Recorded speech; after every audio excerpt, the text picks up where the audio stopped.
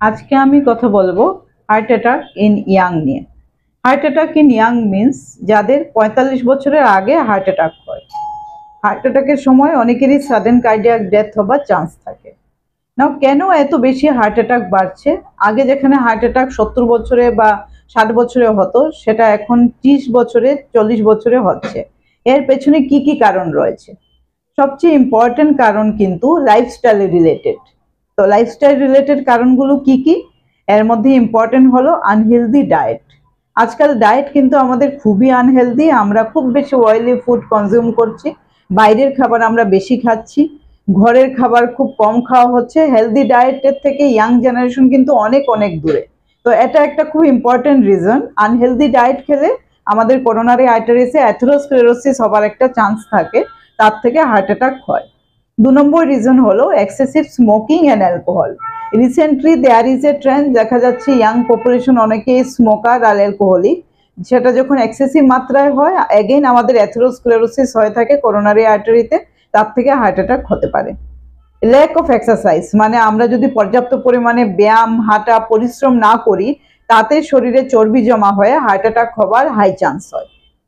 তার সাথে অনেকটা স্ট্রেস আজকাল বেশি, বেশিরভাগ ইয়াং জেনারেশনই ঠিকভাবে ঘুমেরও সময় পাচ্ছে না, এক্সেসিভ ওয়ার্কলোড, তার সাথে এক্সেসিভ স্ট্রেস, এই সব কিছু মিলিয়ে কিন্তু আমাদের ইয়াং জেনারেশনে এখন হার্ট অ্যাটাকের রিস্কটা অনেক বেড়ে গেছে।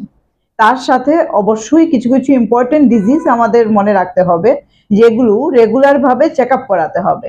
সেগুলো হলো হাইপারটেনশন বা বিপি বেড়ে যাওয়া, ডায়াবেটিস বা সুগার বেড়ে যাওয়া, আর ডিসলিপিডেমিয়া বা কোলেস্টেরল বেড়ে যাওয়া। আমরা যদি রেগুলার ভাবে ইয়াং জেনারেশনের এই ৩টে প্রবলেম আছে কিনা দেখি, মানে আমরা যদি সুগার রেগুলার চেক করাই, কোলেস্টেরল মানে লিপিড প্রোফাইল করাই, আর ব্লাড প্রেশার আছে কিনা চেক করি, তবে আগে থেকে এই প্রবলেমগুলো আছে কিনা সেটা বোঝা যাবে। আর যদিও বা থাকে, তার ট্রিটমেন্ট করা যাবে।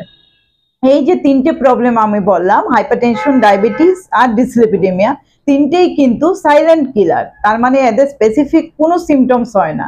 এরা যদিও বা বডির ভেতরে এই প্রবলেমগুলো থাকে, ইনিশিয়ালি কোনো সিমটমসই না হতে পারে।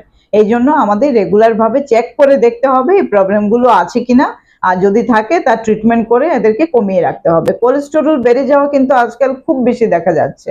আর এলডিএল কোলেস্টেরল মানে যেটা ব্যাড কোলেস্টেরল, সেটা যদি বেড়ে যায়, তার থেকে হার্টে ক্লট হয়, হার্টে অ্যাথেরোস্ক্লেরোসিস হয়ে সাডেন হার্ট অ্যাটাক হবার হাই চান্স হয়। তো আমাদের অবশ্যই কোলেস্টেরলও কমিয়ে রাখতে হবে। জেনেটিক ফ্যাক্টর হলো আরেকটা ইম্পর্টেন্ট জিনিস। যদি কারোর ফ্যামিলিতে হার্টের প্রবলেম থাকে, তাদের কিন্তু ইয়াং এজে হার্ট অ্যাটাক হবার একটা প্রবণতা দেখা যায়। তো আমি বলবো, তোমাদের যাদের ফ্যামিলি হিস্ট্রি রয়েছে, মানে যাদের বাবা মা, ভাই বোন বা ক্লোজ রিলেটিভস কারোর হার্ট অ্যাটাক হয়েছে, ওরা কিন্তু অবশ্যই যাতে হার্টের চেক করে, রেগুলার একটা ইসিজি, ইকোকার্ডিওগ্রাফি অন্তত করে দেখার জন্য হার্টের কন্ডিশন কেমন আছে। ডক্টরের পরামর্শ ছাড়া কখনোই স্টেরয়েড বা আদার রিক্রিয়েশনাল মেডিসিন বা কোনো ওয়েট লস বা ওয়েট গেইনের মেডিসিন নেওয়াটা কিন্তু একদম ঠিক নয়। রিসেন্টলি যেটা আমরা দেখেছি মুম্বাইতে শেফালি জরিওয়ালার সাথে যেটা হলো, সেটা কিন্তু আনকন্ট্রোল মেডিসিন নেওয়ার কারণেই হয়েছে। অ্যান্ড হয়তো বা উনি ঠিকভাবে নিজের প্যারামিটার্সগুলো, মানে ডায়াবেটিস, হাইপারটেনশন আর কোলেস্টেরলও চেক করাননি। তো আমরা কিন্তু সেই ভুল যাতে না করি, সেটা আমাদের লক্ষ্য রাখতে হবে। আমরা ডক্টরের পরামর্শ ছাড়া কোনো মেডিসিন যাতে না নিই। আর আমি তোমাদের বলবো, রেগুলার তোমরা হেলথ চেক আপ করো, তোমরা অ্যাক্টিভ থাকো, দৌড়াদৌড়ি করো, পরিশ্রম করো, আর কোনো সময় এক্সেসিভ স্ট্রেস নেবে না। যদি এই জিনিসগুলো আমরা ঠিকভাবে মেনটেন করতে পারি আর হেলদি ডায়েট খেয়ে থাকি, তবে অবশ্যই হার্ট অ্যাটাককে প্রিভেন্ট করা সম্ভব।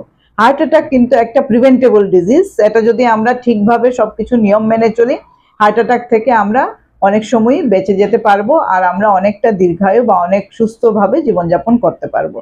আমি চাই তোমরা সবাই ভালো থাকো, তোমাদের হার্টকে সুস্থ রাখো, আর সবাই হেলদি ভাবে জীবনযাপন করো। Thank you.